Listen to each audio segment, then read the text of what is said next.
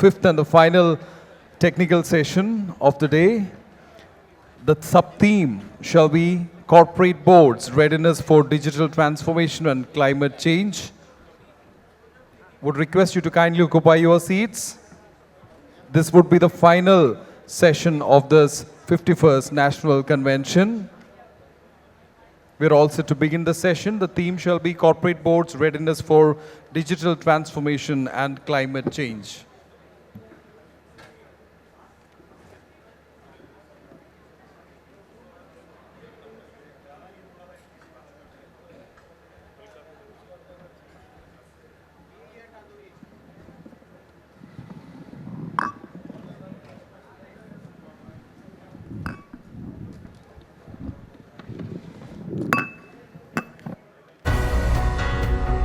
The Institute of Company Secretaries of India, in association with ICSI Overseas Centre Singapore, is organizing its third international conference on 5th and 6th April 2024 in the Lion City, Singapore.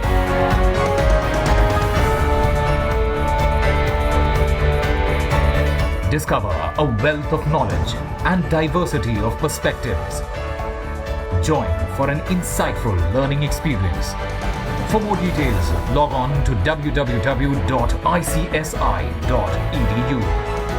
Ladies and gentlemen, we welcome you all to the fifth and the final technical session of the 51st National Convention of Company Secretaries on the theme Corporate Boards, Readiness for Digital Transformation and Climate Change.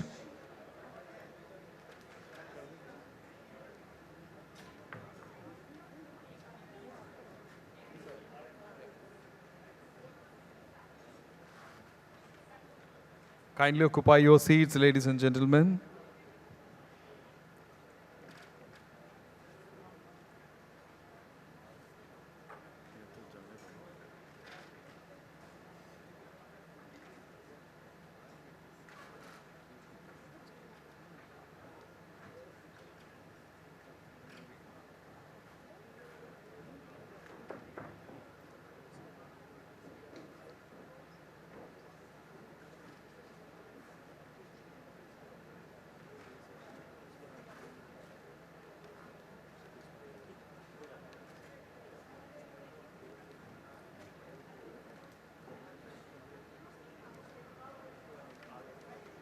Ladies and gentlemen, business decisions and actions will slow or accelerate climate change, and climate change will drive risk and opportunities for business.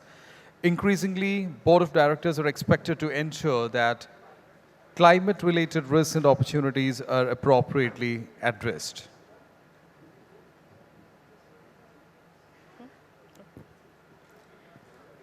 Now to speak on the topic, Corporate Board Readiness for Digital Transformation and Climate Change, I would request our learned speakers, Shri P.K. Malhotra, former Law Secretary, Government of India, Shri Anup Vadhavan, IAS retired, former Secretary, Government of India, Dr. Ashok Kumar Mishra, Government nominee to the Council of the ICSI and ex-technical member NCLAT, Shri D. Sundaram, Lead Independent Director Infosys, to please come on the dais. I would also request our session coordinators, CS Pavan G. Chandek, Council Member the ICSI, and CS Manoj Kumar Purbe, Council Member the ICSI, to please join the dais. Ladies and gentlemen, we have with us today Sri P.K. Malhotra, former Union Law Secretary, Government of India, Sri Anup Vadhavan, IAS retired, former Commerce Secretary, Government of India, Dr. Ashok Kumar Mishra, Government nominee to the Council of the ICSI and ex-technical member NCLAT, Sri D. Sundaram, Lead Independent Director, Infosys. Request you to kindly settle down. Kindly be seated, ladies and gentlemen. We are all set to begin the session. Request you to kindly occupy your seats.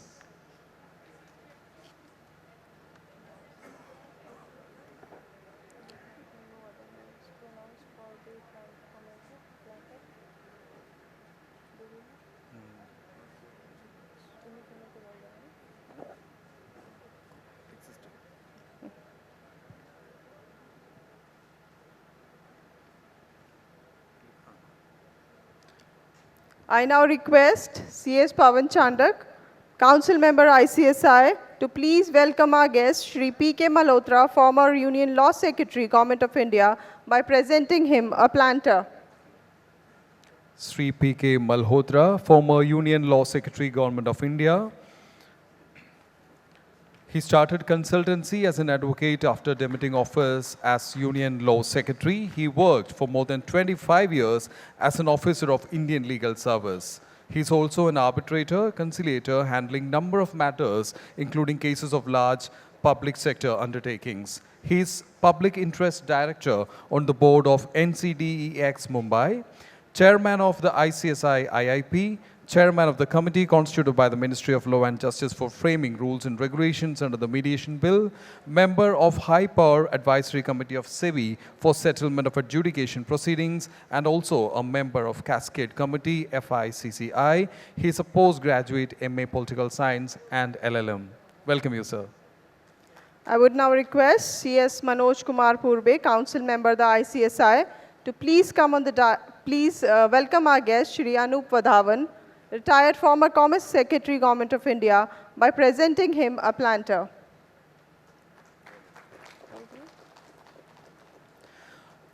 Sri Anup Vadhavan IAS has served as Commerce Secretary, showcasing expertise in foreign trade and investment, as well as roles in banking, insurance, pensions, and capital markets within the Indian government. He is a distinguished professional with extensive policy experience in various sectors. He is an independent director of Bajaj Allianz Life General Insurance Companies, Cred Avenue Private Limited, Cred Avenue Securities, non-executive chairman, Indian Venture Capital Association, and is also an advisor of Association of Small and Medium Knowledge Industries. Good Govern, IRADE, Transitional Strategy Group, Washington, D.C., Girnar FinServ Private Limited, Insurance Deco. He holds a BS Honours, MA and PhD in Economics. Welcome you, sir. I now request CS Pawan Chandak to please welcome Dr. Ashok Kumar Mishra, Government nominee to the Council of ICSI and ex-technical member NCLAT, by presenting him a planter. Dr. Ashok Kumar Mishra is a distinguished fellow at IICA and professor of practice, law and finance at Jamia Hamdard. He retired in 2023 as technical member NCLAT, principal bench New Delhi on elevation from technical member. He has over 40 years of extensive professional experience across various levels of central and state governments, including quasi-government entities in accounting, financing, contract management, licensing, and legal domains. Prior to judiciary roles, he worked as a board member, director of finance, CFO of Hindustan Aeronautics Limited, a Navratna defense company. He was awarded the Best CFO Award in Public Sector category by the ICAI for the year 2015. Welcome you, sir. I now request CS Manoj Kumar Purbe to welcome our guest, Shri D. Sundaram, Lead Independent Director, Infosys, by presenting him a planter. Sri D. Sundaram is a Vice Chairman and Managing Director of TVS Capital Funds Limited and Lead Independent Director, Infosys. He serves as an Independent Director of SBI General Insurance, GSK Pharma India, Crompton Greaves Consumer Limited, and Trent Hypermarket. He has served as Independent Director of State Bank of India and SBI Capital Markets as well. He has been a member of the Board of Governors of Institute of Financial Management and Research, Chennai, since 2005.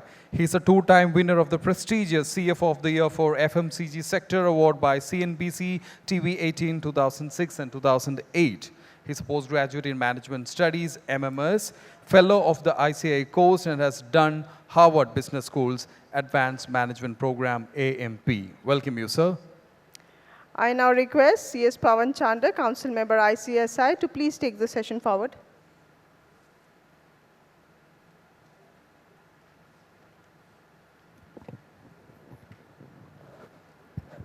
Thank you. Very good afternoon to all of you. Good afternoon.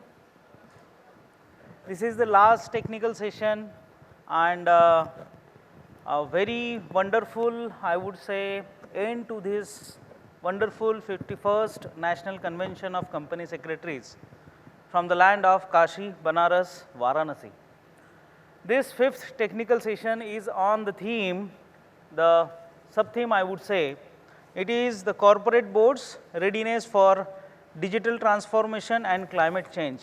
And we have all the stalwarts to take us through this journey of digital transformation, which is the need of the hour.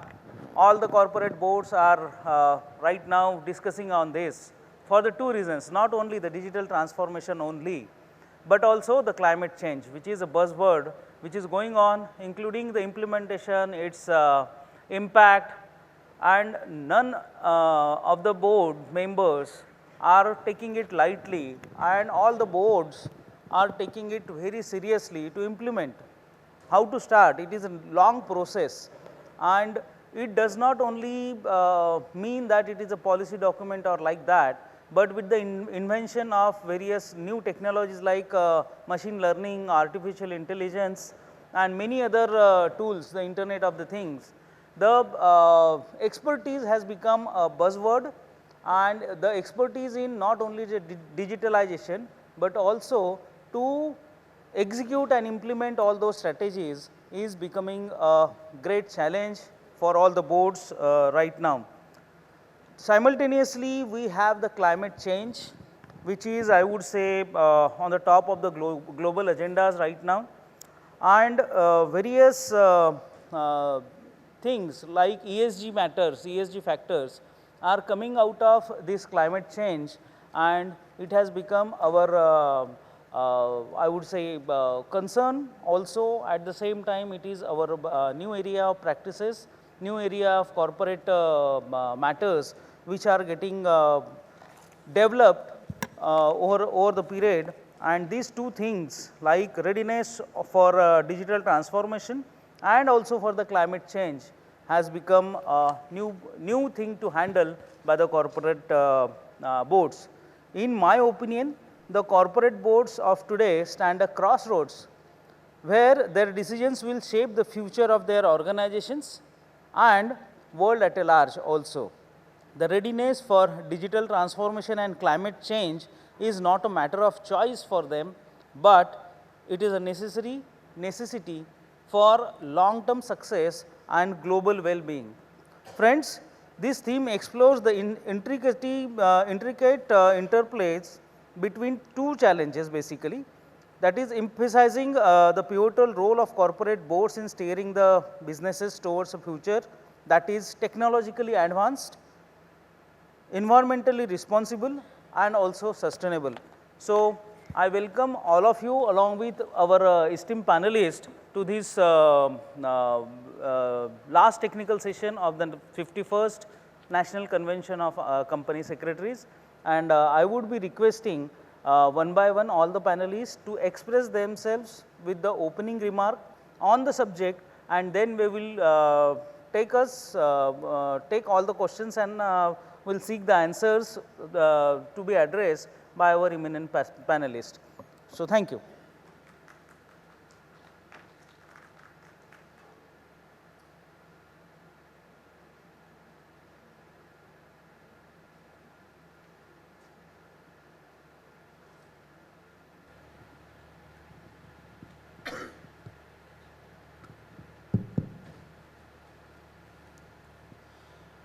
I would request P.K. Malhotra sir to first address with his opening remarks.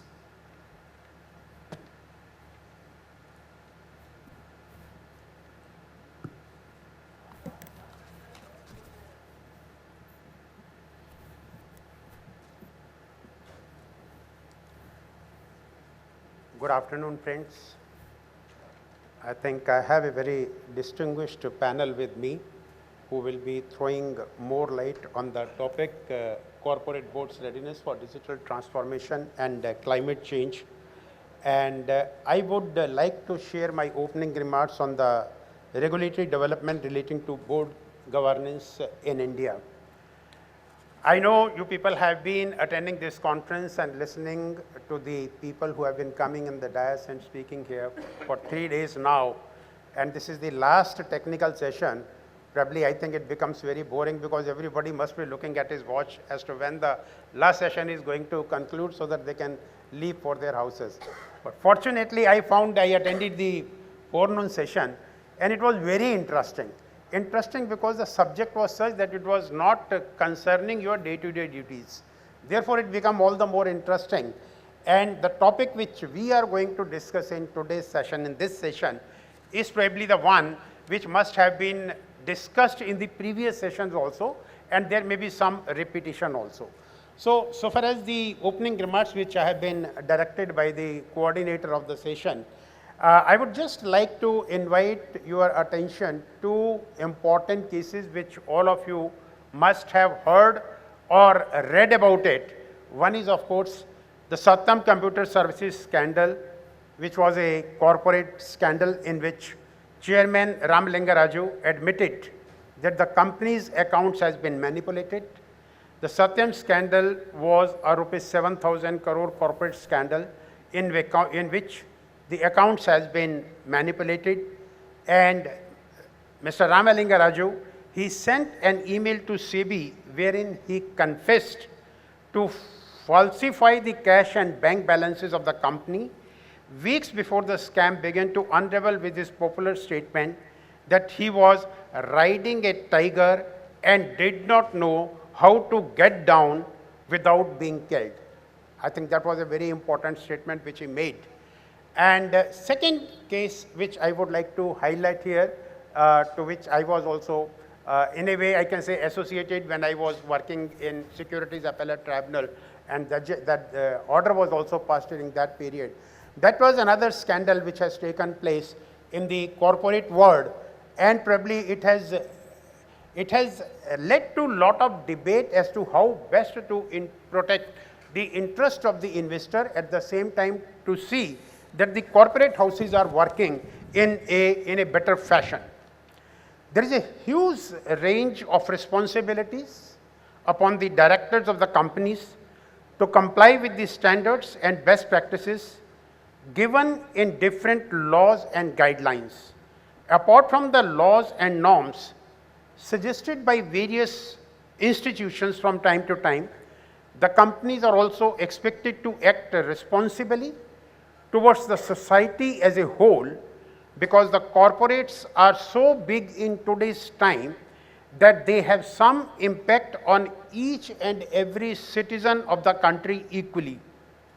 The burden on the organizations has already reduced as they are made to follow fixed guidelines which are issued either by the Ministry of Corporate Affairs or Registrar of Companies or the Securities and Exchange Board of India. It is also very important that all stakeholders are also demonstrate their interest and active participation in the decision-making processes to make it a contributory job altogether. Government, banks, RBI, statutory authorities, and independent director all need to come together to have a cohesive, foolproof system to eradicate the malaise of corporate misrule. And for that purpose, the amendments which were made in the Act, Companies Act, in the new Act by enacting the new Act 2013, and the regulations which are issued from time to time by SEBI, I think play a very important role. And we are supposed to do compliance not only because they are statutory compliances, but in addition to statutory compliances, whatever is needed for a good corporate governance also to be done, whether it is mandatorily required by any statute or not. Now, with companies, the board of within the companies, the board of directors, as the most prominent corporate fiduciaries and ultimately accountable to shareholders, are responsible for overseeing effective management of climate-related impacts. They need to ensure climate risks and opportunities are centrally embedded to company strategy. To do this effectively, directors need the right tools to make the best possible decisions to ensure the long-term resilience of their organizations. Many, if not most, boardrooms are still grappling with how exactly to frame the risks and opportunities and embedded a viable transition strategy into their business models.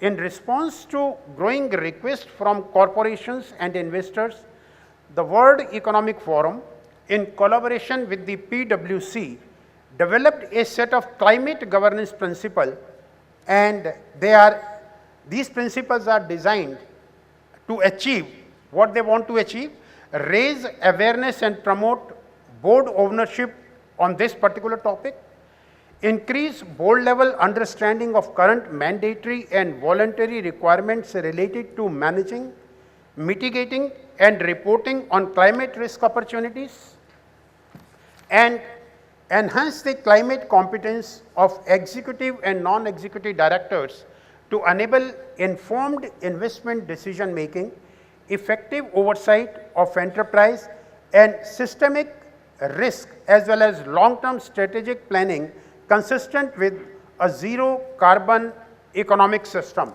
Of course, there are other speakers who will be dealing on this environmental issues. In the opening remarks, I would stop here and I will switch over to the digital transformation also, which I think has become the most important topic of discussion, not only discussion of implementation also, more particularly in view of the judgment of the Supreme Court to protect the right to privacy of the individual, and you as a corporate are custodian of the information pertaining to your customers and the clients. Digital transformation is a critical imperative for organizations in today's rapidly evolving business landscape. Boards play a pivotal role in shaping and driving digital initiatives, ensuring that companies can harness the benefit of technology while mitigating risk. Here are several ways boards can contribute to successfully digital transformation, and I would just like to point out one, that is, while board members don't need to be technology expert, they must grasp the strategic implementation of technology. Rather than diving into technical details, their focus should be on understanding how technology can unlock new revenue streams and competitive advantages. For instance, artificial intelligence can significantly enhance delivery speeds, reduce cost, and improve quality. Boards should recognize artificial intelligence potential impact on market, products, and business model. So far as the regulatory framework is concerned, as I said, even if it is not particularly mandated either by the Ministry of Corporate Affairs or by the Securities and Exchange Board of India, still following the good corporate governance principles, it becomes essential that even in respect of the areas where no guidelines are provided, if in supplement to the guidelines as a corporate, we can provide certain guidelines which lead to best practices and to protect the interest of the investor, I think it's become very important. Maybe some of you may ask me a question that probably already, so far as the SEBI or the Ministry of Corporate Affairs is concerned, we have over-regulated market which even in certain areas doesn't give us enough mobility within the joints itself, because we are strictly follow those rules. But I think slowly the government has realized this particular aspect also. Therefore, the number of regulations are also being reduced. And similarly, you must be knowing that so far as the Ministry, Companies Act is concerned, many of the violations under the Companies Act have been decriminalized. Thereby, you are not required to face any criminal action for those violations, and more or less those violations are, I can say, they are all procedural in nature. So in case of procedural violation, there are only monetary penalties and no criminal prosecution. I think that is a right step taken by the Ministry of Corporate Affairs, and sharing my own experience when this act was being drafted in 2013, probably that was one of the suggestions floated by the Ministry of Corporate Affairs. But at that time, the sentiments were so high with the Ministry of Corporate Affairs that any small violation should be penalized so that they maintain the discipline. Now, I personally feel that penalizing for every action is not a necessary impediment or necessary requirement for proper implementation of the law. If the laws are simplified and people are capable of implementing it without involving much cost, probably implementation with the regulatory framework becomes much easier, and probably instead of punishment, if it is more of advocacy and awareness, which becomes more important, and for that, it is not the government alone which has to do. I think the corporate world also have equal responsibility to see that the management works in the right direction, and as I said earlier also, it is the responsibility of the board of directors where the board of directors is required to ensure that the company is following the good principles of corporate governance, at the same time all the regulatory compliances are being done. So KMPs as well as the board of directors have an important role to play. Government on its part has been coming out and from time to time making amendments in the regulations as well as in the act. It is a healthy development within the government that earlier what they used to do, in case some problem has come before them and it needs amendment in the act or in the rules, probably the pre-legislative consultation process was not followed.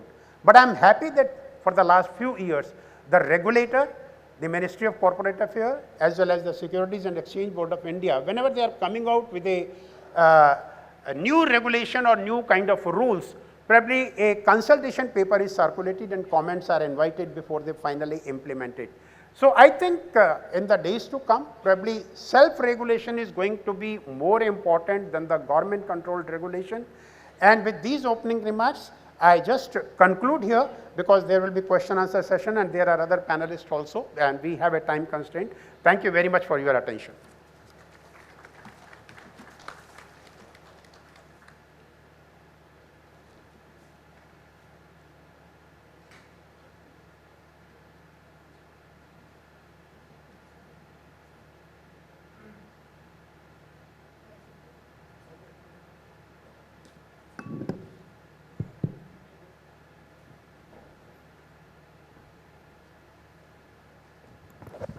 Thank you, sir. Thanks for a very detailed opening remark, and I must thank you for throwing the floor open with your opening remarks, wherein the more readiness and the reliance would be now on the boards for the self-governance instead of not only the rules and regulations and the guidelines. So thank you, sir. So I now request Shri Anup Wadhwanji to please give his opening remarks about today's session.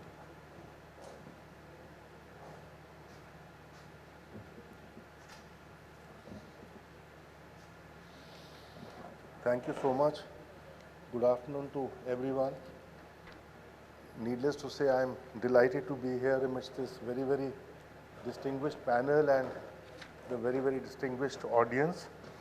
And my thanks to all the organizers and to all the participants for making that possible.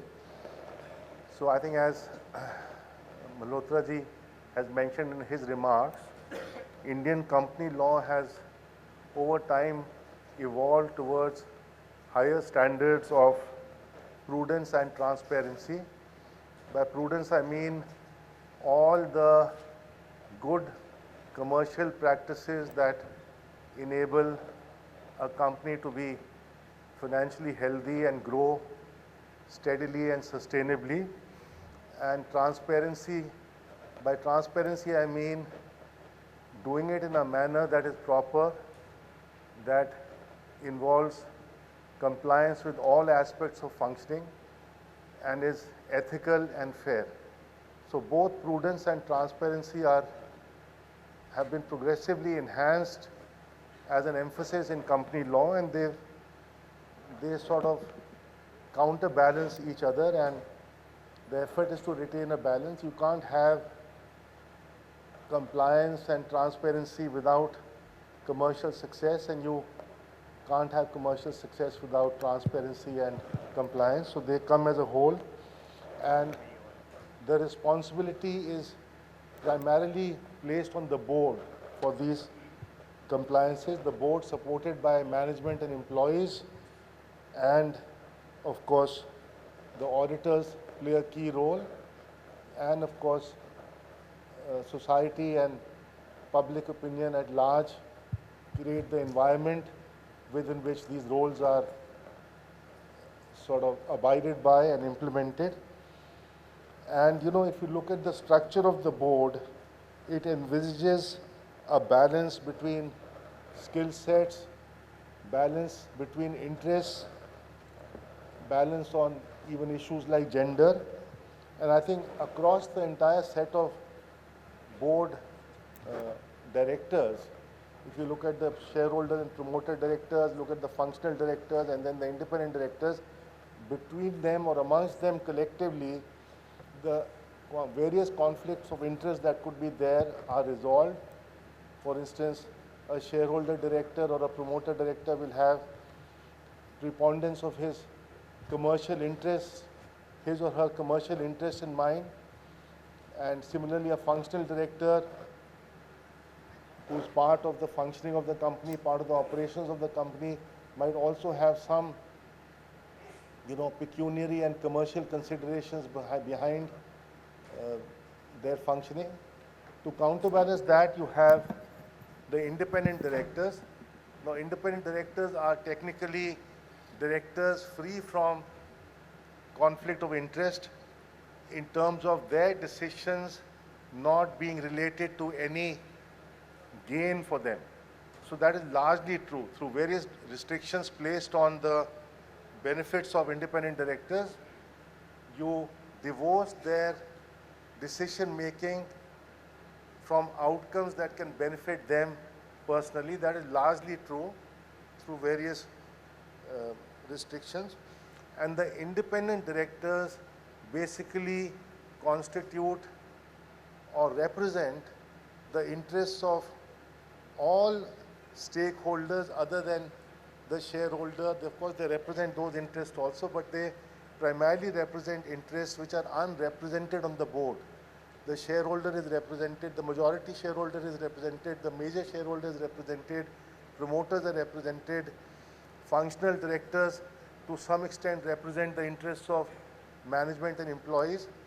So all the remnant interests, interests of the minority shareholder, interests of the public and society, interests of the lower level employees, interests also of the policymaker and the regulator, all those remnant interests are represented by the independent director. So collectively across this structure, the board has a balance between various interests, a balance between commercial functioning and compliance and transparency, and it irons out the conflict of interest that might be there in particular individual directors.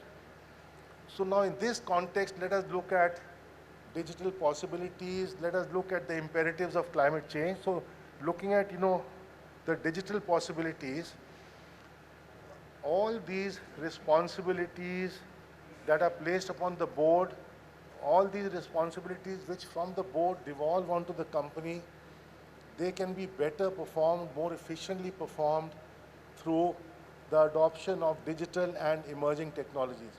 So they are a force multiplier. They are not a substitute for this emphasis. They are not a substitute for this continued emphasis on good governance, on prudence and transparency, but they are enhancers and force multipliers. Sometimes we see it as a kind of fad, as a distraction from that underlying purpose. The underlying purpose remains the same. We cannot see it as a fad or a distraction. And to the extent their introduction is causing a disruption through ill-planned intervention, then that is not a positive thing. It is not meant to disrupt anything. It is not meant to undermine anything. It is not meant to lower the emphasis on key objectives. It is meant to be a force multiplier and enhancer to the existing, emphasis that is there. And it is not a substitute for bad intentions. If a board or a management, for whatever reason, their intentions are vitiated, then digital technologies, emphasis on climate change issues, it is not a substitute for that deficiency. So the underlying premise is that the board and its members and the company management is well intentioned, wants to do its work more effectively, more efficiently, and to that purpose is employing these tools and instruments to strengthen their hands in achieving those goals of transparency and prudence. And for this purpose, the board has to play a leadership role. The board has to create a culture for innovation and technological upgradation. A board has to create a culture of sensitivity towards climate change issues and addressing them in all aspects of company functioning. So climate change is a new way of doing things. It goes beyond, complying with environmental laws. Environmental laws have progressively become more rigorous and demanding, but climate change issues captured to some extent under the entire ESG area, they involve a new way of thinking, and the board has to provide this leadership for creating a culture where technological upgradation to absorb digital methods, to absorb emerging technologies, to absorb technologies that address climate change issues, absorb practices that address climate change issues. It is that culture which the board needs to create, and then these things should happen in a self-sustaining manner beyond that. And we must realize that it is of course something desirable, but more importantly, it is something essential for companies to remain competitive.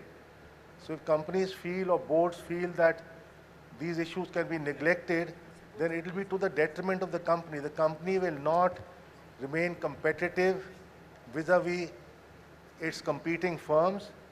Your technology will lag behind, your processes will lag behind, your efficiencies in various aspects of your operation will lag behind, and to the extent you're deficient in compliances, whether it is climate change or other compliances, you will face increasing regulatory burden.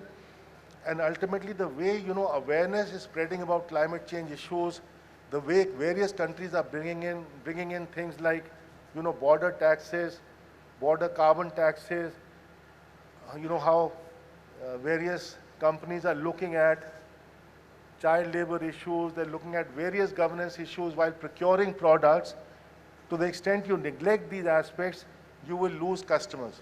So it is an imperative that the boards have to be aware of and be equipped to deal with, and based on that create a culture for this transformation to happen spontaneously in the company through its culture.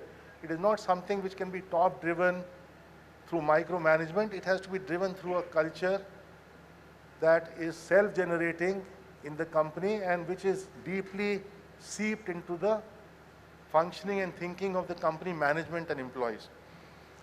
Now, what can be gained? If you look at, digital technologies, it can give you expanded reach, expanded span of control, and improved quality of oversight. So the reach of the board can be expanded through digitized information coming in a timely and comprehensive manner. The span of control of the board can expand. If you could, monitor 5 issues, with digital support you can monitor 10 issues. Your span of control goes up, and the quality of your oversight goes up. To the extent you're getting more information, absorbing more information, you are improving your capacity, and the quality of your governance and oversight over the company will go up. And that is not only true for the board, it is true for the management, it is true for all the middle level management, it is true also for the lower level management. They will get better informed, better information, better span of control, and better quality of functioning. Now, what does digitization do? One aspect is it creates a seamlessly interlinked and paperless procedure for approvals and operations. So if your entire operations company-wide are interlinked and digital, then you have a seamless generation of information across the functions of the company, whether it is sales or procurement or HR or any accounting, any aspect you can think of, if it is digitally integrated, it is seamlessly incorporated in that digital platform, and to that extent, you have, real-time functioning. A company with real-time functioning has tremendous advantages in discovering things in a timely manner, addressing risks and challenges in a timely manner, responding to these risks and challenges in a timely manner. Just think of a company where every aspect of functioning is digitized. You're procuring something digitally procured, all the accounting information comes into the system. You're selling something digitally sold, all the information on sales comes into your seamless digital platform, and you can have accounts on a real-time basis. You can have all aspects of company functioning revealed to the management on a real-time basis. You can know at this instance what are your sales up to now. You can know up to this instance what is your procurement up to now. So it has tremendous, advantages. And of course, the other advantage is it can give you systems-driven compliances. All your compliances can be built into the system with appropriate triggers. The system should trigger the alert that, okay, this compliance has to be met with by such and such entity. So you can ensure timely compliances through, systems triggers. You have innovations like AI and data analytics. So AI and data analytics applied to this digital platform. What is the digital platform doing? Giving you comprehensive data on every aspect of your company's functioning. Procurement, sales, HR, rejections, quality issues, compliances. It is giving you data. It is telling you how your customer profile might be changing. It is telling you how your product mix is behaving. It is telling you how your costing, which underlies the product mix, how that costing is changing. So it is giving you this huge volume of data, and you apply AI and digitized analytical techniques to it. It can be a tremendous guide for, timely action. If your product mix needs to be changed, if your production technology needs to be changed, your sourcing of raw materials, inputs needs to be changed, it will give you that timely information. The analytics applied through AI on this database can give you that timely sort of occasion for intervening suitably. It can help you to identify inefficiencies, untapped opportunities. It can help you to identify, as I mentioned, transformational needs, changes in product mix, and it can help you to address, irregularities which might be there in your functioning. There might be some cyber vulnerabilities. Help you to address those in time. Then, of course, you have techniques like blockchains. Blockchains for companies which are distribution oriented. It can be a huge distribution tool for distribution and efficiencies and tracing. Technically, you can trace rice. For instance, someone is a rice exporter, rice from the field of a particular farmer to the customer. That's the kind of tracing ability, blockchains give you. I was in commerce and we had huge issues about, our rice consignments getting rejected in Europe, and then you didn't know whom to blame. Who is responsible for those, pollutants that were discovered in the rice at the border? And with traceability, you can trace back those particular bags to particular farmers who produce that rice or whatever product it might be. So blockchain, huge, force multiplier in terms of efficiencies in your distribution network and traceability. Very important for pharmaceutical products also. Any product which has an implication for human health, it's very important. Then, of course, this entire new area of IoT, the Internet of Things, robotics, and the entire area of Industry 4.0, to the extent you can integrate machines with your digitized operational system, you are further enhancing your efficiencies. I recently visited the BMW plant in Germany. So there they have an integrated system. That system is generating requirements of the product mix. The system generated product mix that they require gets fed onto the computers in the robots. And ultimately the robots are getting real-time instructions as to what operations they have to do. So your product mix on the assembly line is being shaped by the entire information set coming in through that digitized, platform. So IoT, robotics, Industry 4.0, another huge area where the board has to, encourage the company to go to. And we are talking now about servicification of manufacturing. Manufacturing is getting what is called servicification, where increasingly the production of goods is becoming a service. With 3D printing, for instance, the entire production value is captured in a program.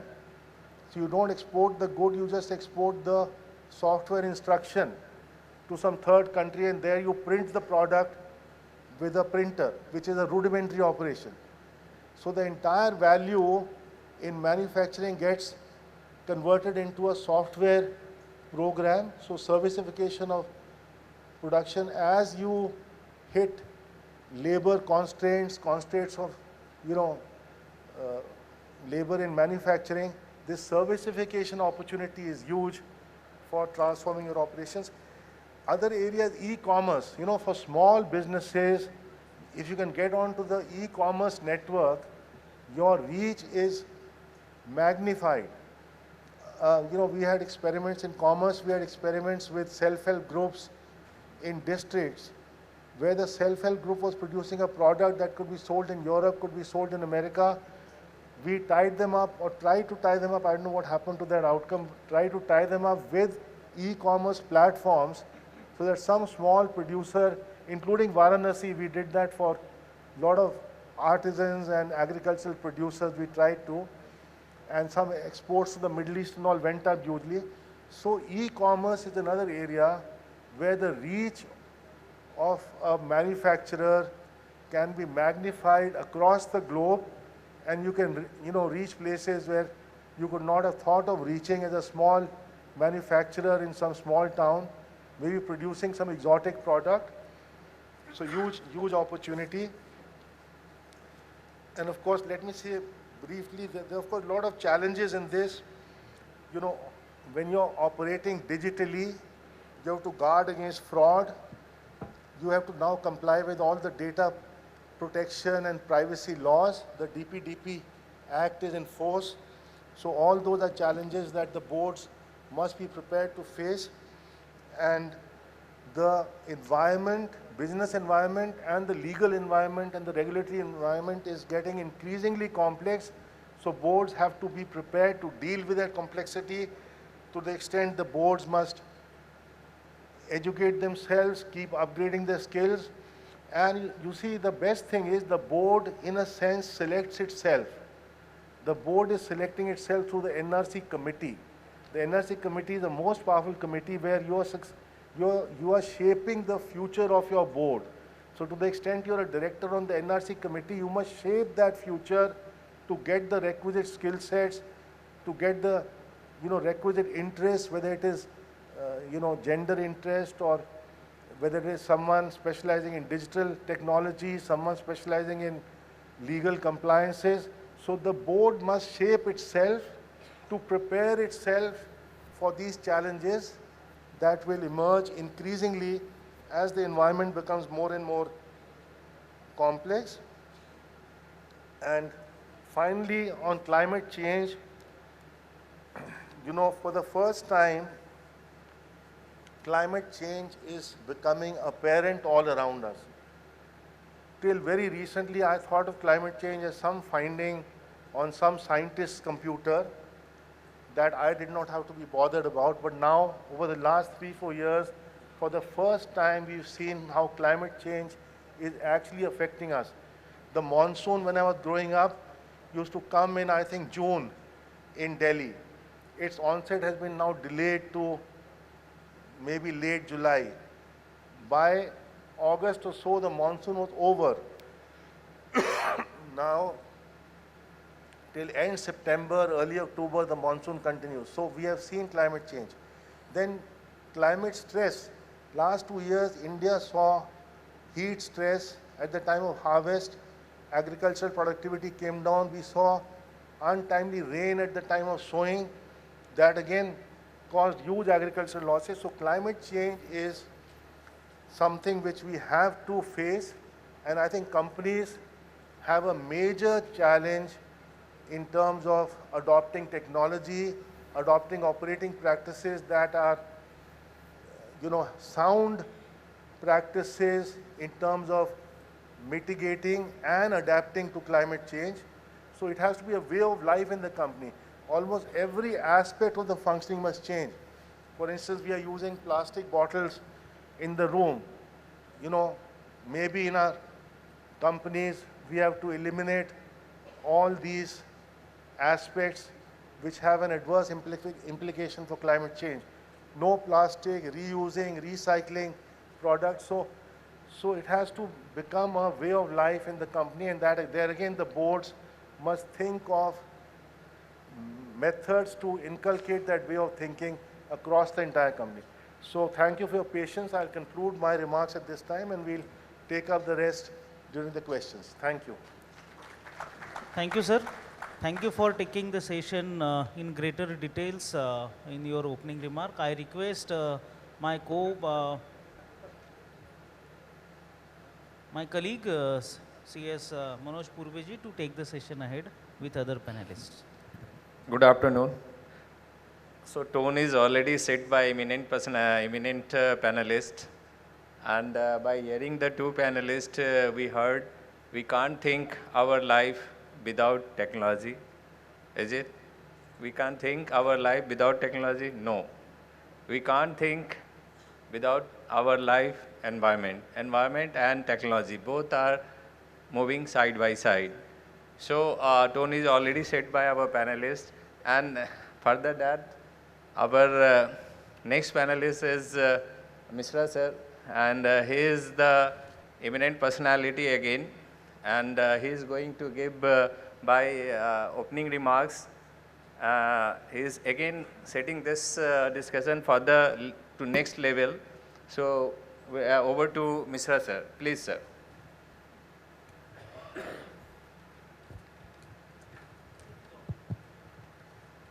Good morning, namaskar, namaskara.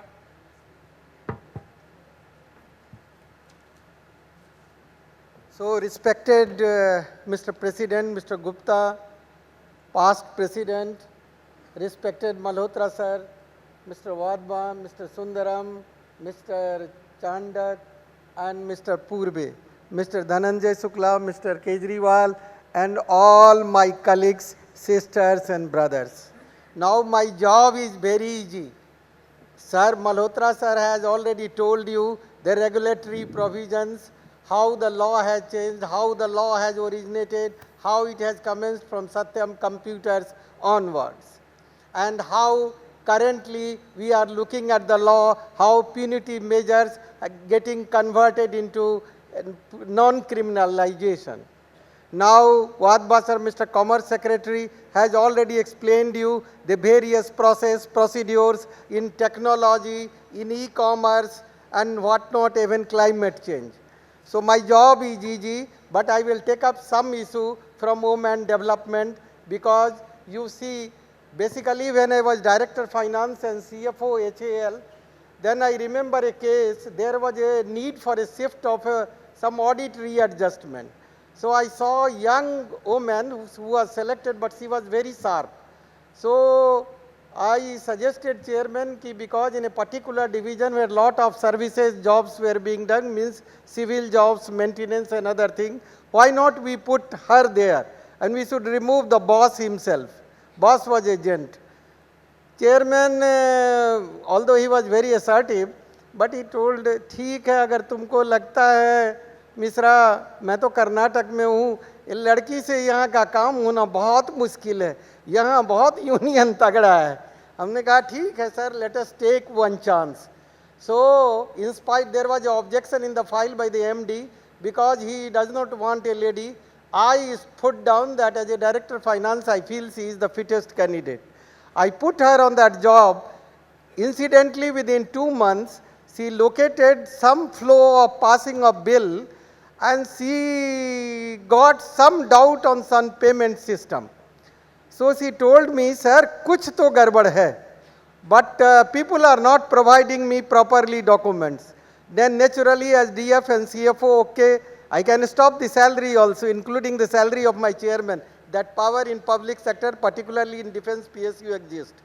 So I told you give me the name of 2-3 person, this month salary will stop if they are not providing you. Then finally that girl came up with a scam of around 4 crore rupees. That was a payment of a party being done in such a manner, you cannot locate, it was not getting co-located. Means it was not getting co-linked because there was a flaw in the programming and all the people in the chain. Now when that was located, then I was told by chairman, अरे पहले उसको protection दे देना. So Mr. R.K. Singh, because I have the privilege to work with him, he was home secretary, I gave him a call, sir मैं Bangalore में हूँ, southern India में मुझे पता नहीं क्या करना है. He told I will take care, I am talking to chief secretary and ministers, and then we got all the connected people arrested. The Karnataka, lot of ministers were interested in getting him released. Do you see how this scam happens? I learned for the first time. And finally, after R.K. Singh, Mr. R.K. Singh spoke to the Chief Secretary, Mr. Rangnath was there at that time. He was perhaps his batchmate. So all protection were provided. He briefed CM, nobody should interfere. This is defense case and we have to be very critical because the amount was very large. In any case, finally we got the amount largely recovered. So what I am telling you, women can do a lot. But you have, it is not required that somebody should empower her because she is constituting 48.5% of the population. She is equally powerful, she is a mother, she is a daughter, she is a sister. So we should not ask for a power from somebody, nobody gives power. Power is your own, you yourself. Suppose if she gives me in writing something and something goes wrong, as DF I will become responsible. Similarly, in every line that is there. Second thing I will tell you, the company secretary, because you have, my topic is like that, so I will take up that issue also. Examination of board process by quasi-judicial bodies. Now I have heard the most influential, the top-notch judges, retired judges, even to the Mr. Harish Salve and all luminaries. I have heard some of you also. Some of you are sitting here also, whether as past president or as my colleagues. Now I can tell you, you are performing by personal reading initially when NCLT, because I was in NCLT also and NCLT later on. So I have seen your performance in NCLT also. Now in NCLT, initially for 2-3 months, there were problems with company secretary because it was not their core profession. How to present it, how to speak, and the other side naturally we have very senior counsels also. Then I used to tell, because I was also not much aware about it, so I used to ask the presiding officer, that is the concerned judge, brother, there is a problem. They are new. This fellow is very, ये तो बहुत पुराना आदमी है, तो इसको घुमा देगा, बच्चा है. And you see, fact-wise, that youngster from your side were correct. So, to be very frank, I used to ask a question, very lenient question from that side and very difficult question to a senior advocate. Now I tested, you people later on came to the level of even to some senior levels also. You have the capability, only what is needed, the day when you are appearing before NCLT, then on that day, please go through the full file, because it is the procedure in the judiciary. whether it is quasi-judiciary or judiciary, there is a procedure. Every judge, every member is supposed to go through the file. He prepares his own brief. So you also be prepared for everything. Don't worry for your weak case or a strong case.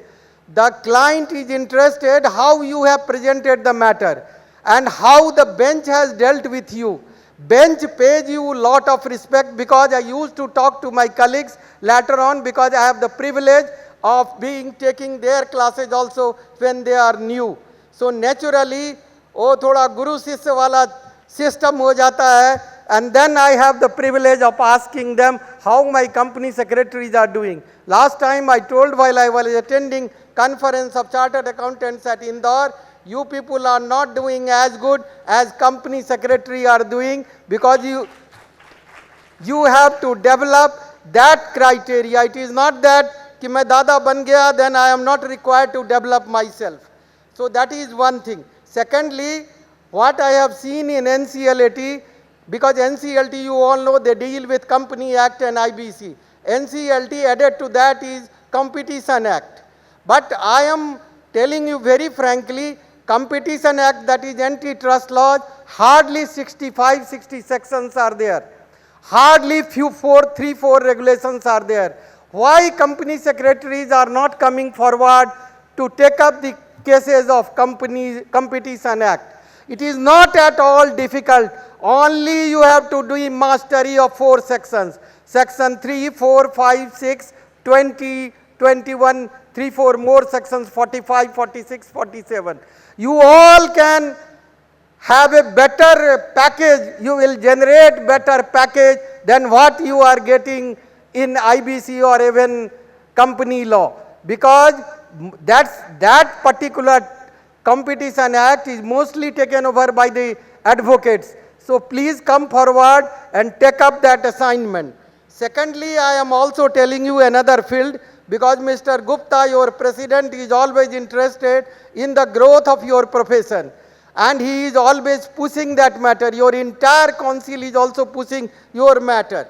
So I will tell you a new area, because I was discussing in the government, that new area is coming, project management. Now like IP is a profession, some speaker must have spoken on this subject earlier, that project management is also likely to come up. It is not that you have to become a technologist. It is not that everybody is supposed to know operation research and linear programming. It is a part. Everybody has to understand the system, how it goes up. So that will be a very good area. Please prepare yourself, because this may come soon, and at that time, and it will be open to all the 3 professions. So you can take advantage of that, because they will be giving the information stage-wise certification, something will be there. Now, another thing I can tell you about the examination of the whatever topic they have allotted to me. Now, quasi-judicial bodies, what type of action points are coming up? Because, or you can say what type of petition or application you are filing. You are filing basically what? Operation in mismanagement, that is a family dispute. I call it a family dispute, because that is related to when father was there, there is no problem. As soon as father demise happen, thereafter all the brothers start fighting to take over the control of the company. Or there is another way, that elder brother, after the demise of elder brother, all other brothers start fighting, influencing sisters, creating all these phenomena. Now, what I can tell, that area, another area is your compromise, arrangement and amalgamation. I think chapter 16, maybe section 230 onward to 235. Now, other things are procedural, statutory in nature. What the board liked, what the bench like to know from you, please never fudge any data, because they have already told you about the ethics, about the standards, and about the profession. So, first of all, never give, even if your point is weak, by fudging you are feeling that you can get the case won. No. You speak truth. If it is a truth, even if your point is weak, suppose you are not entitled for that, even if your point is weak, The bench is considering who is speaking the truth. Now, truth comes out in 5 minutes or maybe in 10 minutes, 6, 7 minutes, we come to some mindset comes up, who is the correct party, to whom the benefit be given. So, never suggest your client for fudging the data. Clients are masters on themselves. Because tomorrow or some other party will put a claim, you will be also a party in a dispute. And you will be also a part of petitioner or respondent. Don't do it. Be truth, correct, present the point. Suppose if a board notice has not been issued, a board meeting has been convened, board meeting is correct convened, board notice not issued. I have seen several cases where the people were fudging the record, computer this thing, notice is issued. Now whether it is through computer, then there is computer administrator is there, it will be located. You can't file that from a outside somewhere. So there are several issues and the truth comes out. Unnecessary puts you in problem, you are giving an affidavit. Don't do such thing. Tell, it was orally mentioned, it is the practice of my company to orally tell to the other, it is a family company, we were never feeling such type of issues will come up. Tell openly, it was orally told or told on the phone and all these things. It never happens like this. Same thing you can twist it with the correctness of your fact. Fact is always there. Fact is never twisted. No case law can provide a substitute for your fact. Case law supplements your fact. Case law cannot build your case on its own. This is my personal observation. This aspect I am very clear. So I am telling you, sisters and brothers, be very cautious. Few areas, how many sections we are dealing. I was yesterday night, I was thinking how many sections I have handled. I don't think more than 27, 28 sections. These are the sections which are all known to all of you better than me. But for your this thing, I am just telling you, if I am wrong, you can always correct me. What are the sections we are dealing before NCLT or LAT? 241, 242, 230, 235, 210, 100, 96 to 100, 62 to 68, 73, 74, 252. So these are the sections we are dealing. You can always become a master in those dealings. But only thing time and again I am telling you, don't be part of a fudging of the record. You have to build your reputation. You are all youngsters. Hardly this profession for this purpose 2016 में आया है. 7 साल के हम छोटे बच्चे हैं. Be careful. Now what I can tell you, you know, these are the days of ABCD. A is for artificial intelligence, B for blockchain, sir has already told you, C for computer, D for data analytics. And hence I also suggest you to remember ABCD, advantage, benefits, constraint and disadvantage whenever anything comes before you. He has already touched upon key managerial personnel, independent director. I am not going to touch that issue also. One thing I want to tell you, after seeing certain, you know, as a professional, we are also some way accountable and sometime we come into some problem. I still remember Mr. Nijara at that time was telling me, now you see where I have found that you are committing certain mistakes. Compliance of SEBI regulation. Don't give a free certificate. Don't go for that 10,000 rupees or 20,000 rupees, that certificate business, if the management is not showing you that particular record. You are youngster, that's why I am repeating, these are the violations that are found from your few colleagues. Because today the population is 10% of the first day inauguration population, but this 10% has to pass on the masses to another 90%. Now, related party transaction, be cautious. Don't give a clean check without going through the records. MGT7 certification, it is not an easy-going area. Because some of you have come in some problem. DIR 12, MR3, Secretarial Audit Report, misplacement of sometime DIN numbers, this, that. Always check up whatever staff is doing. At least once you glance that, what is the mistake? Young man, old man, you can find out. Then Then your another thing is ADT1 in form number 23AC, AOC4. So I am just MGT8. These are the areas where you should be extra cautious. Never give a certificate if that party is not showing you the correct thing. I know sometime it happens. As a company secretary, you may be feeling that youngsters are being offered a particular job when you are grown up or at a higher level, since the law compliance is required to be done by any company secretary, so they start searching for somebody. Don't worry, generate your wealth in yourself. Don't go and ask from the government ki ye mujhe dijiye, wo mujhe dijiye. You have that strength. You are also, because chartered accountant is very older organization in you, so naturally they have a member of, I think about 4 lakh member, you are still at 72,000. Time will take its own course. So it will take some time, but don't feel that you can't do. And today I will tell you one thing, one more thing. I don't know whether I have to tell or not with the permission of Sir Malhotra Sahab. I am telling you, when I was interviewed for NCLT member, he was my interview expert, one of the expert. Justice Ranjan Gogoi was there, Justice Ramna was there, Corporate Affairs Secretary Sir was there, Finance Secretary was there. I can tell you he has a more depth of knowledge. Some of you, when there is an interview of NCLT or LAT, some of you can interact with him. That will be a great help to you.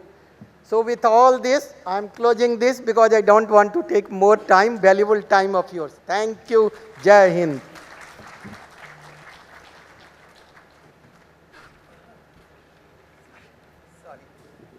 Absolutely, sir. So you heard 3 panelists, 3 different aspects of this topic called Readiness for Digital Transformation and Climate Change. So the 3 different point of view from 3 different personalities. And now in line with, we have with us another renowned panelist, Mr. Sundaram sir, and through word of wisdom of his, we are going to hear about his aspect of this particular topic. So over to Sir Sundaram sir. Please, sir.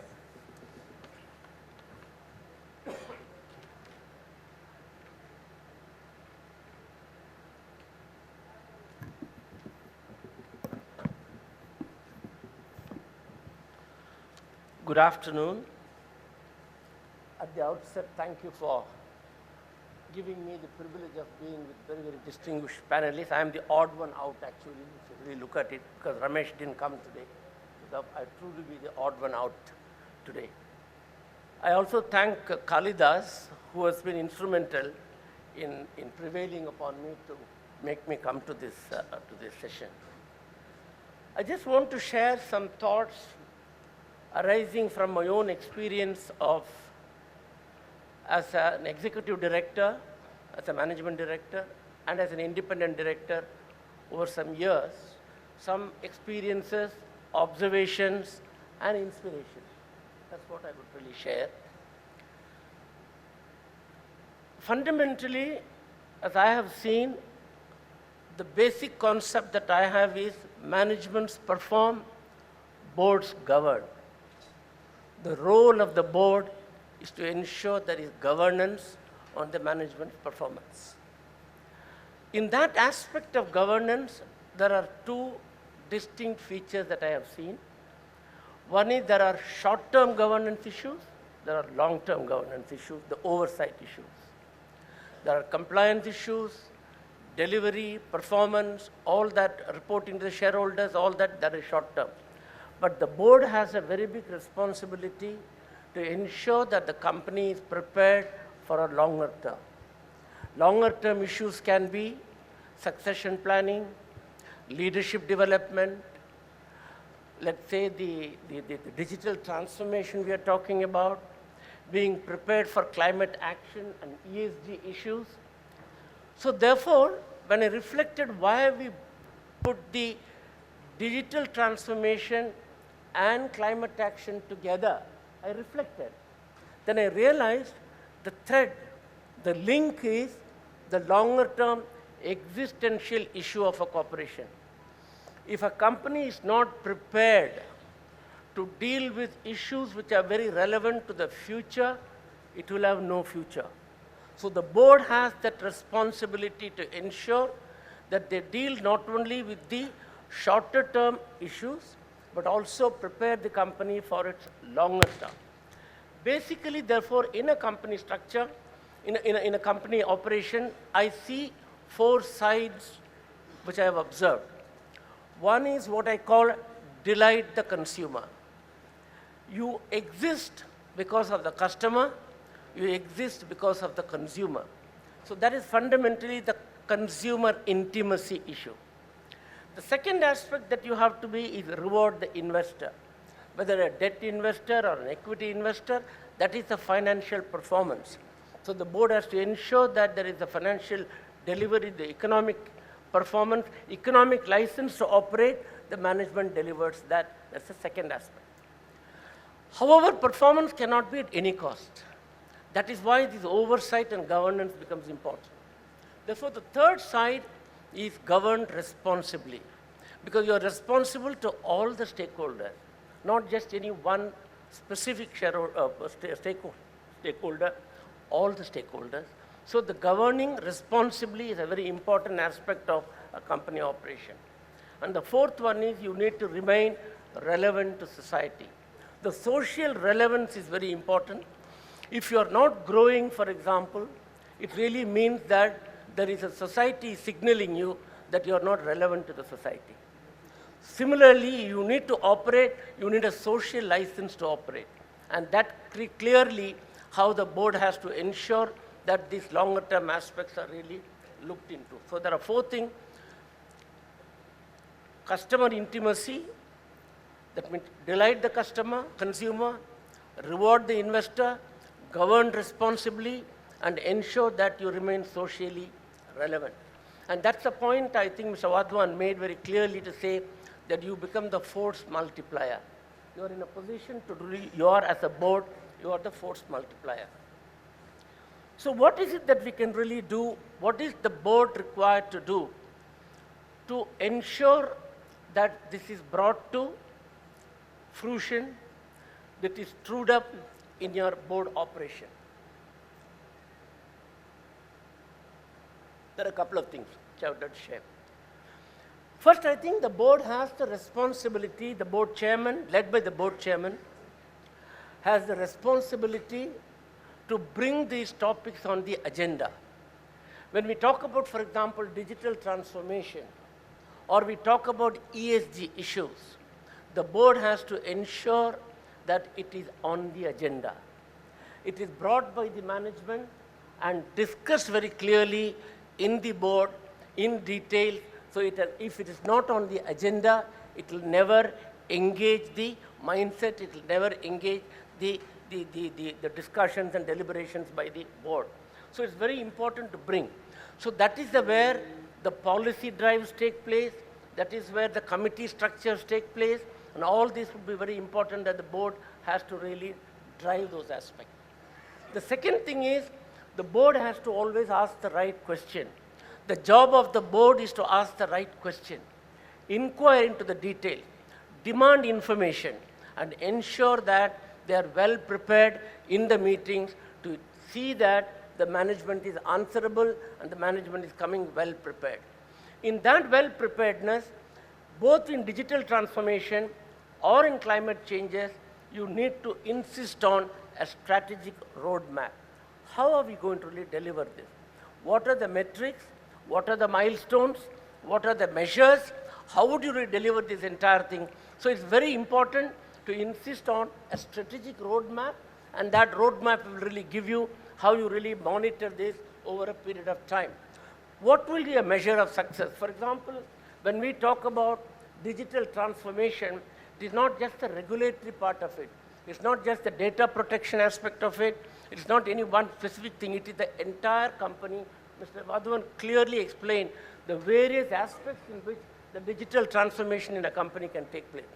The kind of technological movements which is really happening today, if you are not really able to bring them forth to the operations of the company, you will find very soon you will be completely not remain contemporary, and you will be left out of the race. So it's very important to understand that you need to ensure that this agenda is discussed and the strategic roadmap is demanded, because the boards have to really demand of the management. The third, I think, is the board must really discuss whether allocation of resources, be it a capital allocation or be it a management bandwidth allocation, is this allocation sufficiently there? Is it being given for these purposes? Whether it's the digital transformations we talked about, how much of capital is going to digital transformation, how much of capital is really being invested for ESG issues, the environmental issues. So the capital allocation issues are very important. You just need to see that the allocation of resources is discussed in the board meeting. The next one I would really say, is the board aware of the talent pool?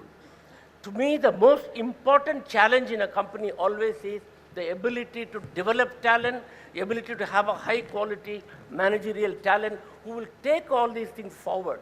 So the board has that responsibility to question, do we have the sufficient talent pool? Do we have sufficient resources to drive this agenda forward and ensure that the company can really keep pace with what is really happening and deliver what is expected by all the stakeholders.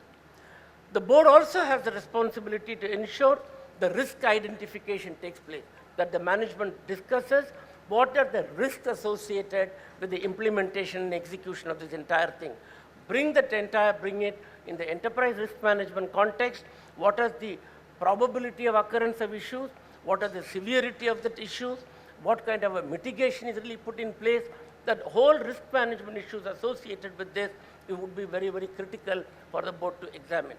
I would also say then, there is also finally how the compensation structure is. There are many companies now who are moving towards ESG parameters, ensuring whether it is a gender diversity issue or whether it is a CO2 emission issues. Finally, in ESG issues, there is also a compensation structure which you need to understand. When you really deliver, then only some of the compensation can really sort of take place. One thing I have really seen, things like ESG drive, there's a slight different from digital transformation. In ESG drive, what has been the driving force? The driving force in ESG has been the regulatory changes. And regulators have played an outstanding role in ensuring that the company is aware of the responsibilities for delivering to the society in terms of being prepared for the future in all those climate-related metrics and measures. Once that really gets into place, processes are put in place. Regulator pushes the agenda, companies have to receive it, processes are put in place. But the true success is, from the regulatory and processes, you move to internalizing it as part of the culture. That's very, very important. That I am doing this not because the regulator has asked me. Of course, the impetus has come from there. But the impetus very correctly has come from there. You have to put in those processes. The board has to ensure those processes are in place. Those processes, when they are really operated well, when you demand of the management as the board, how is it really operating? What are the failures? What is succeeding? Let us have a transparent discussions of that. Let us put the mitigations in place. When you really do all that, it is embedded in the culture of the organization. And once the culture of the organization really becomes, then it is a very second nature how it really operates. The boards have a responsibility to drive the management, to drive the organization, to really move towards that. So these are the initial thoughts I just wanted to share with you as far as this topic is concerned. Thank you very much.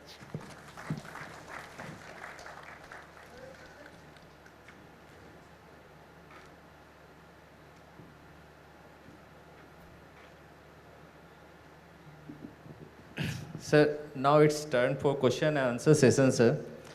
Start with Malhotra, sir.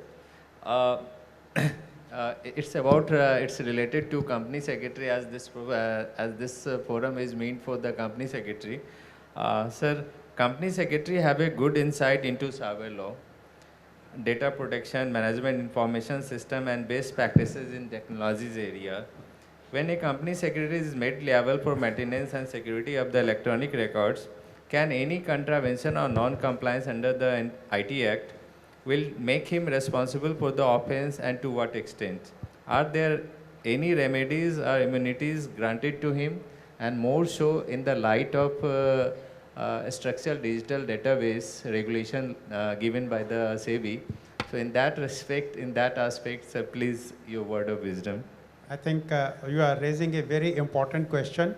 Probably this needs a full-time lecture, but keeping in view the time constraint, I will not be going into the details of it. But definitely, because of my association with ICSI for more than a decade now in different capacity, I have been participating in various seminars, webinars, and again associated with IIP also. I have always been saying, company secretary is the backbone of the company, because it is he who briefs the board of director in addition to, of course, MD and CEO, and he is privy to everything which is happening in the company because he interacts with the board. So, and you are yourself saying that company secretary is supposed to be well versed with the data protection, privacy law, with the technology also.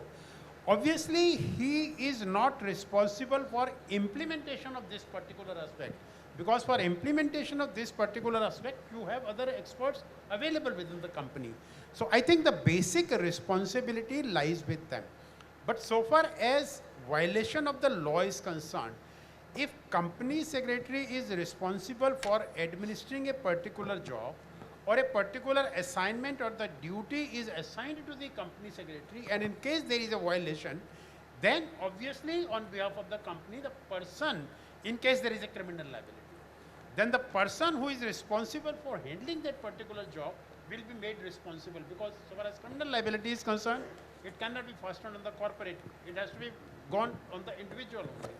But so far as the civil consequences are concerned, obviously it will be the company who is supposed to follow it, and company will be held responsible for that. Obviously, sir, it is a nice thing, but sir, as ultimate responsibility lies with the chairman or management of the comprising all the directors, it means the board. So company secretary is only the person who can represent the board, and ultimate responsibility and liabilities lies with the board only. I appreciate your point, but I think the point which I was making was, if there is certain duties assigned to the company secretary and there is a failure on his part to discharge that particular duty, then obviously you can't hold the board responsible for it, because board will be taking decision only on the basis of information which is brought before it, and in addition to that, the board is also supposed to exercise due diligence and is supposed to aware about the day-to-day functioning of the company. Absolutely, sir. Over to Pawan. Okay. Thank you, sir. My question to Advan sir. Sir, nowadays these ESG and Sustainable Development Goals, SDGs, are increasingly being on the top priority list of the boards because of its importance. So, what do you think, sir? What are the potential risks and also the opportunities for the organizations that do not prioritize their digital transformation and also the climate change in their board agendas? I think it's been covered by all of us in our remarks. You have to transform and be conscious of these areas on account of the need for remaining competitive. To the extent you don't adopt these technologies, you will not remain competitive vis-a-vis your rivals. You will not remain relevant either economically or, socially.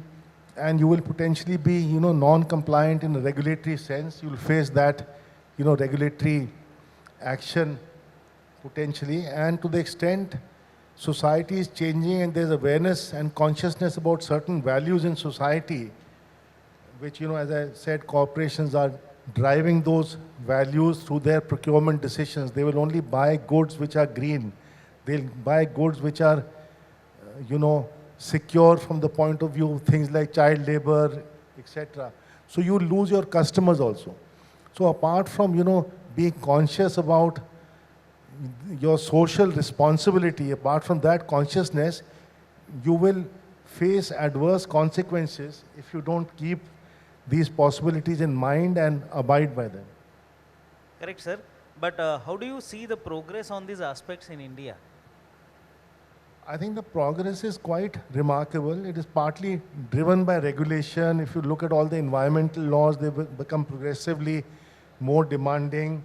The entire area of ESG has been consciously brought onto the board agenda. So awareness is huge, and even otherwise people are realizing that the future of mankind lies in addressing issues like climate change, in adopting, digital technologies to deal with challenges. So it is both, a kind of conducive regulatory environment which has been created and self-awareness of, well-meaning individuals. So both these things are driving awareness and driving sort of compliance in that direction.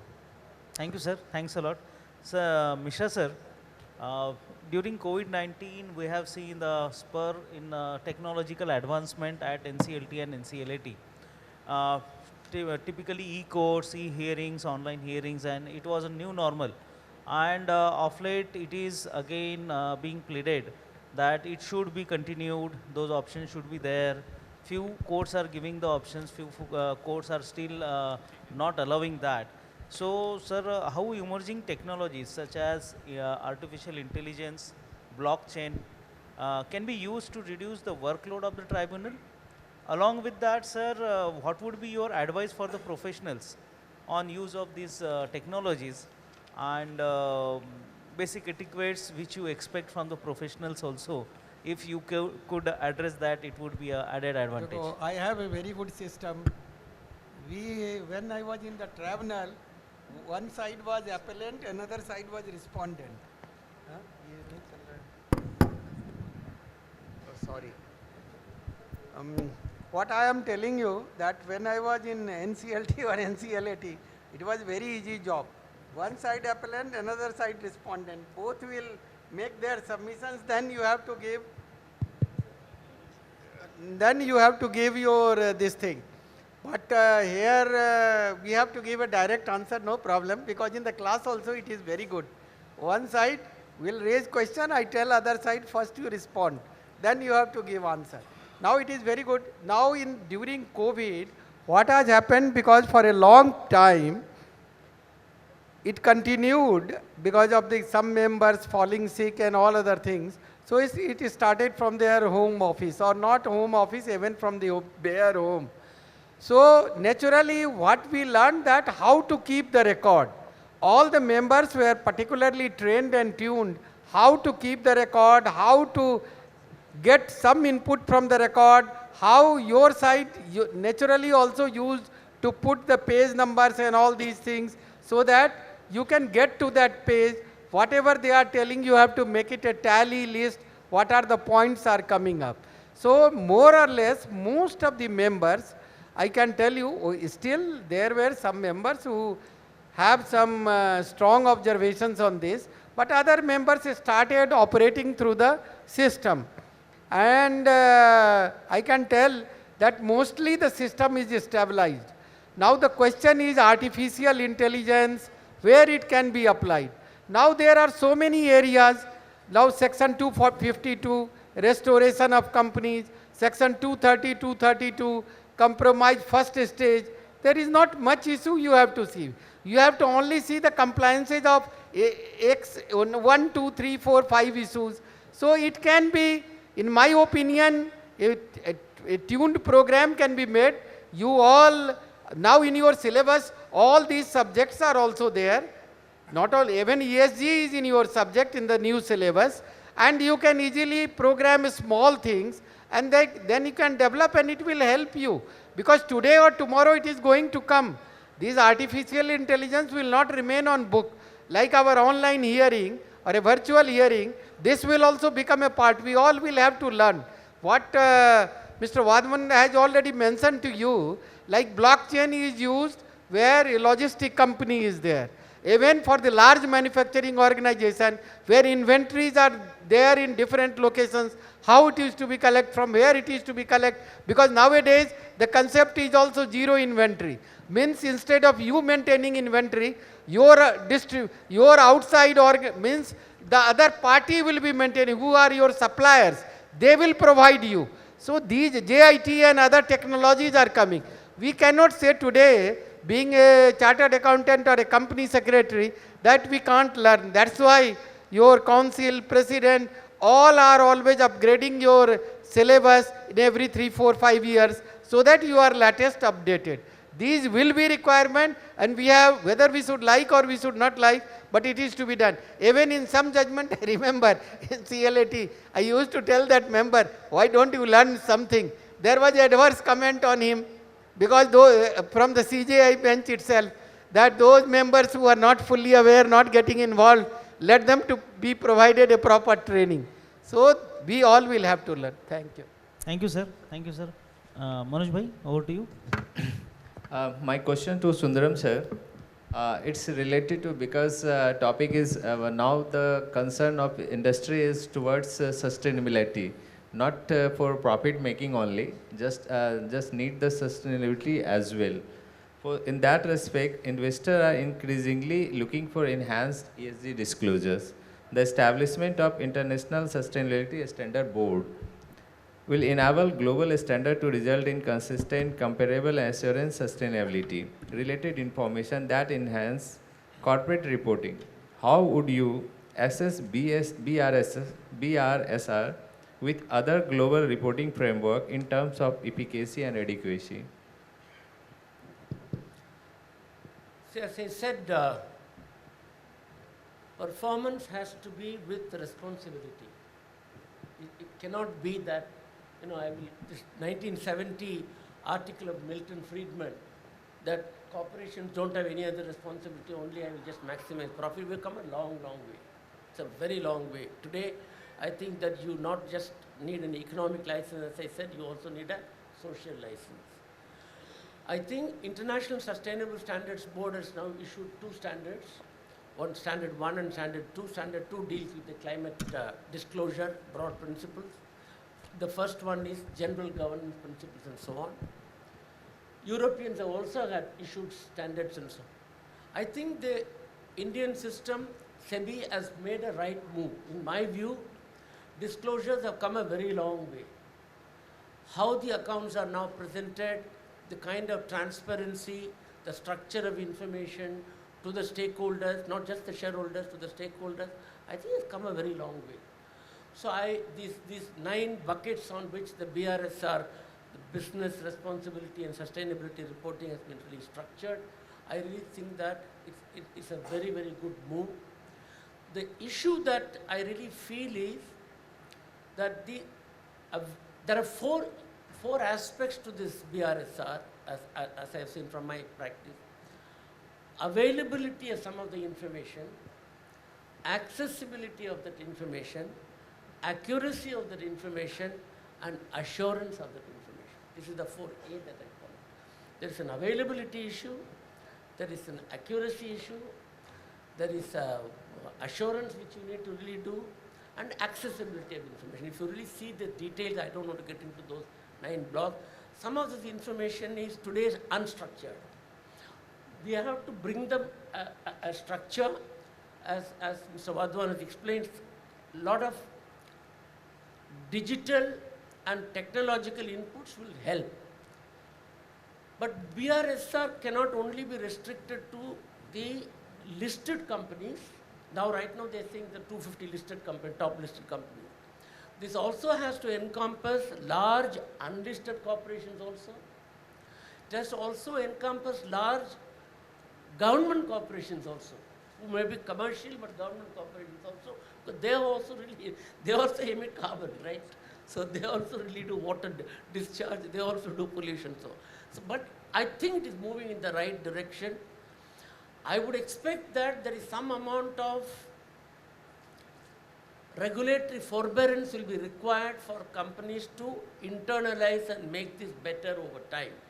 We don't have to come down heavily immediately. I think it just needs to evolve. that information itself has to really evolve. But in my mind, it's a very, very good step, the right direction.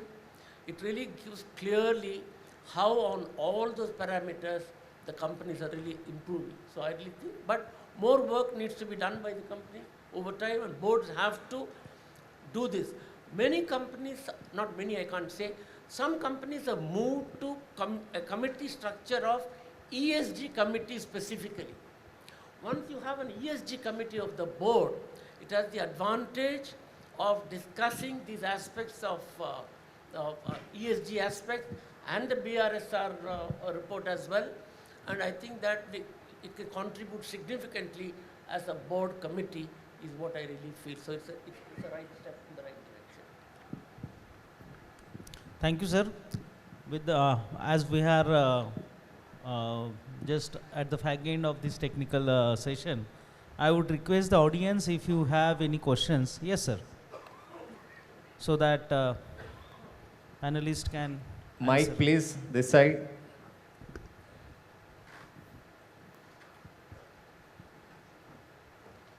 There, Pawan.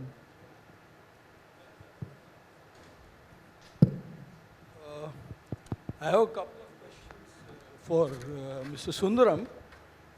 Sir, in your experiences as an independent director, can you, in your experience as an independent director for so many years, I mean, you've seen the other side of the table as well. Now, to what extent is an independent director able to influence the functioning of the board? Because there are certain apprehensions in certain So please quarters keep the mic this way. that the independent director is, kind of operating as a showpiece. So to that extent, how do you feel there is a greater, scope as also effectiveness of the independent director? And the second is, the independent director is supposed to be doing a non-executive function. But I see there is a dichotomy in the law, particularly where it comes to the SEBI regulations relating to related party transactions. SEBI calls upon the independent directors constituting part of the audit committee to approve related party transactions. Now, to my mind, this is a contradiction in the role because, there is an executive aspect which probably the independent director may not be proficient, given the fact that he is a visitor to the boardroom in a quarter. So, is that, to that extent, is this dichotomy justified?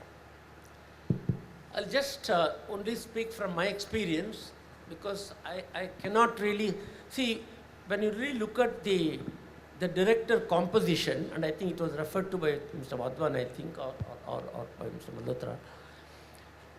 There are different types of companies. You have in a board, you may have non-executive, non-independent directors.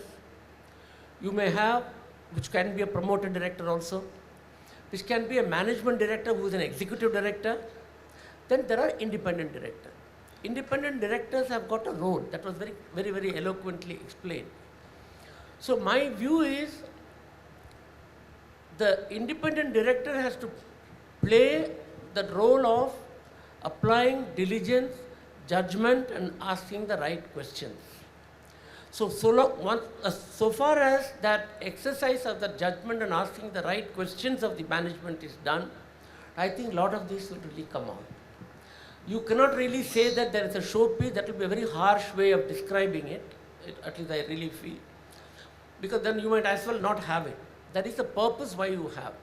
But there are companies, largely over many years, probably we will evolve into that direction, where the founders of the businesses slowly fade away and the companies become completely professionally managed with a professional board overseeing it, right?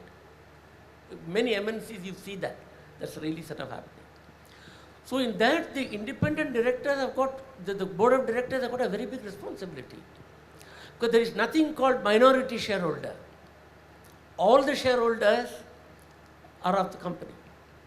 Whereas in a promoter-driven company, you can really say that independent director have got to particularly look at the minority shareholders' interests. They ensure that what is good for the goose is good for the gander.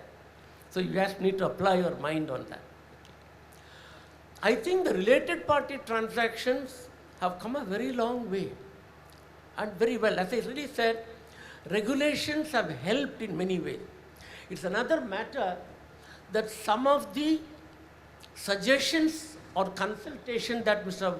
Malhotra talked about, sir, sometimes I feel it is not fully taken on board.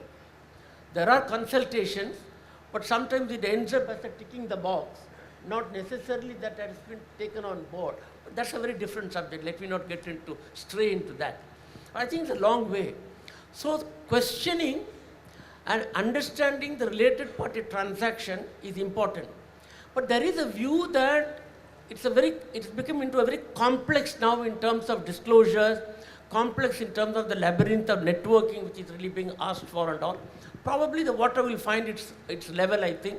But I think the scrutiny of that at the board level, asking the right question is important. Colleges, I feel it's important to ask the right question, which means that the board's responsibility is to prepare well, which means that the management responsibility is to provide enough information in advance. You need to demand information. Performance will rise to the level of demand. And so therefore that questioning, going through the details is important. It also depends upon the diligence and the commitment of the directors, to what extent that they are really willing to get into and roll up the sleeves and go into the details. So we cannot generalize any of these things, but these are evolving well. When I look back 30 years ago how the boards were operating, today when I look at it, there's a world of difference. There's a world of difference and for the better. Yes, sir, please. Regarding independence of the director in the board, experience shows, and you have covered in one way a 3-decade what was the scene and today, but even then, if it is a Lala promoted company, it is your friend known company, I mean, I don't think any independence is there. I mean, let's accept something. I mean, they expect, I mean, asking question or certain thing which is not known and which is the information has to come, that's there. But when we ultimately talk about something independence on the related party transaction, it's altogether it's not. Maybe when you talk about the public sector undertaking, where you can, I mean, nobody is there to control or do, there you can show something, but the experience says, and I am on some other point also, being independent, you have to attend some extraordinary general meeting, even the AGM, you expect to be there. You cannot say that I cannot attend. When there is no fees is being paid, as there is no special provision in the Companies Act. Some companies out of the practices are paying, but majority of the companies are not paying the fees for the attending the EGM and extraordinary general meeting. Even also resolution by circulation. Even the biggest of the business, it takes your time. If you really want to justify detailing the thing, and you say you're not paid for that. So I believe the certain issues are there. Maybe the getting in maturity because of the technology, the informations are being Sir, prepared. got your point. But with due permission, sir, with your permission, sir, in our own body, every part is not the same. So we can't compare the things with generalized terms. But if we start at the top level, then it's certainly moved to lower level as well. That is the Lala company. Sir, there is a lot of problem with the Lala company, but that problem is going to be sorted out. Sir, that's why I know this, and this is the topic, sir, that need a lot of time to deliberate. So, thanks from our side, and really this topic is so vibrant and so discriminative and deliberatable. We need a lot of aspect on that, and listening to the energetic deliberation of all the panelists, it is very privileged for this all the members present here. And thanks from our side, sir, and we are really benefited with your thoughtful discussion, and hope in future we have a full session on that particular topic, sir. Thank you, sir. Thank you everyone on the dais for a wonderful session at this point of time. I would now request C.S. Alad Rao former Vice President of the Institute, to please come on the dais and present a memento to our expert panelist, Shri P.K. Malhotra.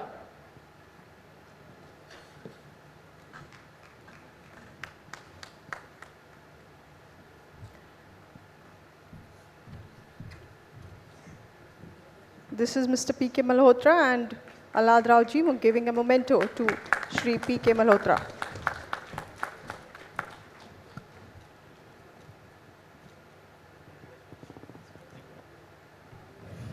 I would now request Mr. M. Nurul Alam, Senior Vice President, Institute of Chartered Secretaries of Bangladesh, to please come on the dais and present a memento to our learned panelist, Shri Arun Vadhavan.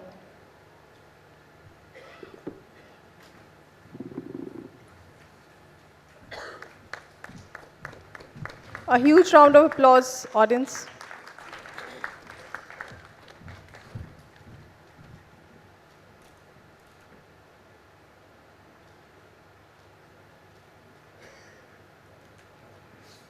I would now request C.S. Prince Tyagi, Treasurer Gurgaon Chapter, to please come on the dais and present a memento to our panelist, Dr. Ashok Kumar Mishra.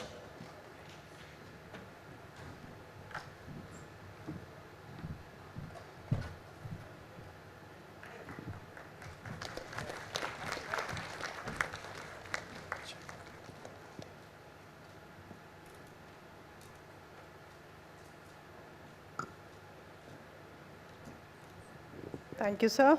I would now request C.S. Rahul Verma, former Chairman Bhilwara Chapter, to please come on the dais and present a memento to our learned speaker, Shri D. Sundaram.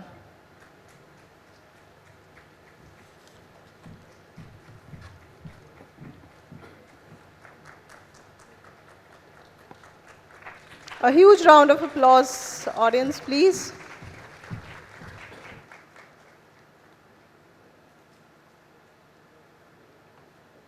This brings to the end of our 5th technical session of this 51st National Convention of Company Secretaries. Ladies and gentlemen, coming together is a beginning, keeping together is a progress, working together is a success. And there we land at the conclusion, the successful conclusion of the 51st National Convention of Company Secretaries at the spiritual city of Varanasi. Let's have a big round of applause, ladies and gentlemen. It was indeed an honor hosting you for this 51st National Convention of Company Secretaries. And to mark the conclusion, let me call upon C.S. Dhanjay Shukla, Council Member and Program Director, to deliver the vote of thanks.